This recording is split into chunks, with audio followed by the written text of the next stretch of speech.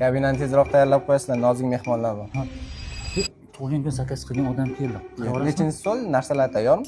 Ha, 7-stol tayyorlab qo'ygan, olib boraverasiz. Stol. Mana aka, 10 kishilik joyimiz tayyor.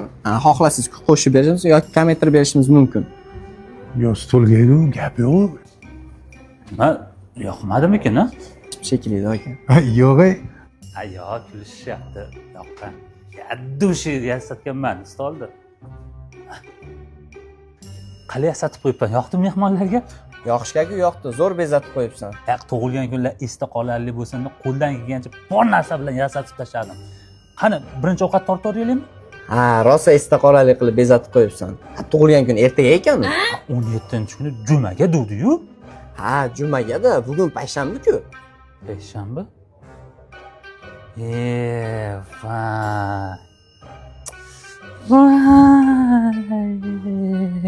Ha, tinchlikmi? Nimadir bo'ldimi? Kecha xotin aldabdi deb payshanba deb. Bugun juma deb o'ylabman. Oh my god.